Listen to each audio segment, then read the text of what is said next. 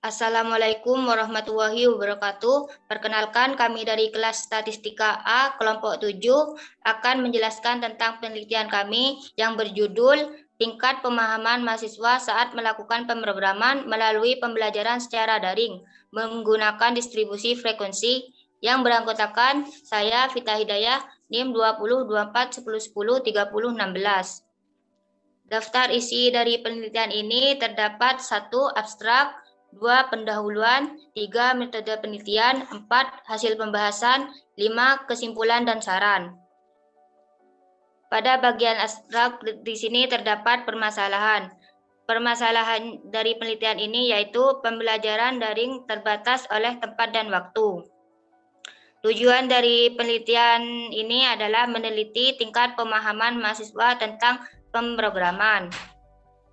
Metode penelitian yang kami gunakan yaitu distribusi frekuensi.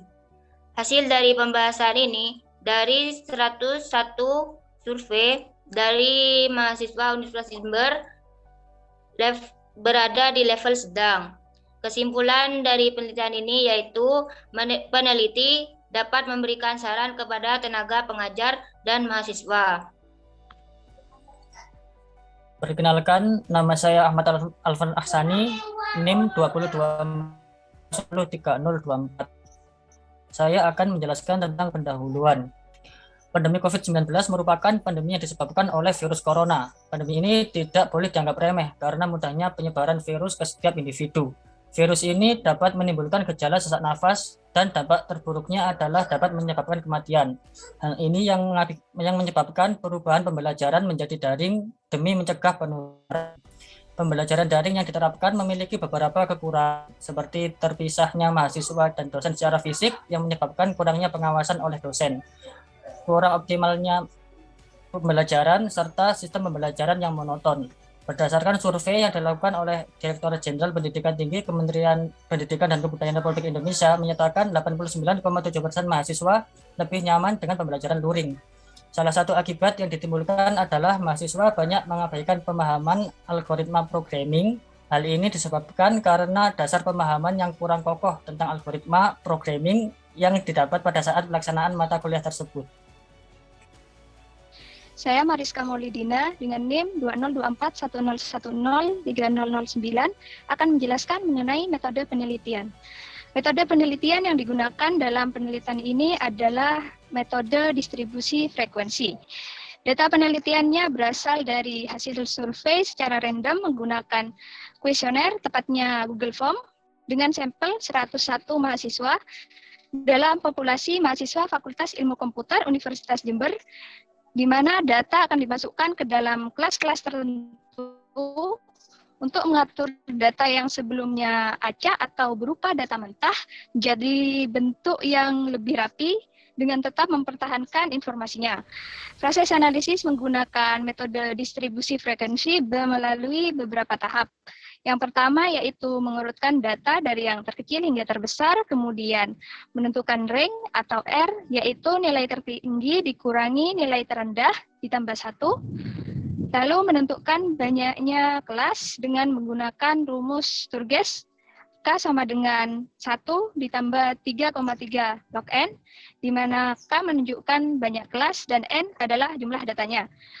Lalu menentukan interval kelas, yaitu I sama dengan R per K atau rank dibagi banyaknya kelas. Lalu menentukan batas atas dan bawah kelas, kemudian menentukan titik tengah kelas atau median setiap kelas, lalu menentukan nilai modus dan nilai rata-ratanya, sehingga kita bisa menarik kesimpulan dari penelitian yang telah kita lakukan sebelumnya. Perkenalkan, nama saya Martin Chandra dengan NIM 202410103032. Saya akan menjelaskan bagian hasil dan pembahasan. Pada penelitian ini, kita sudah melakukan berbagai survei untuk mendapatkan data, sehingga kemudian data tersebut akan kita olah menggunakan langkah-langkah pada metode penelitian. Langkah yang pertama yaitu mengurutkan data yang ada, yaitu ada angka terkecil 5 hingga angka terbesar 20. Lalu menghitung range atau jaraknya, yaitu menggunakan rumus nilai paling tinggi dikurangi nilai paling rendah tambah 1, sehingga menghasilkan range 16. Lalu dengan kelasnya yaitu 1 ditambah 3,3 log n, di mana n adalah jumlah pengisi kuesionernya, yaitu ada 101, sehingga menghasilkan kelas yaitu 7,6 yang kemudian dibulatkan ke atas menjadi 8. Kemudian menentukan intervalnya, interval antar kelas, yaitu R dibagi dengan K, yaitu 16 bagi 8 menghasilkan 2.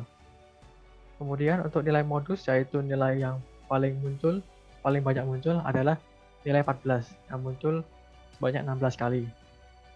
Kemudian sebelum kita membahas semaian dan hasil, data-data sebelumnya akan diubah ke dalam tabel. Tabel ini berisi kelas-kelas yang telah dibagi, dan batas bawah dan batas atas yang digunakan untuk menentukan nilai tengah, yaitu batas atas ditambah batas bawah dibagi 2 untuk menghasilkan nilai tengah. Lalu frekuensi ini adalah banyaknya nilai pada kelas ini. Kemudian dilakukan pengkalian antara frekuensi dengan nilai tengah kelas, sehingga menghasilkan jumlah yaitu 1349,5.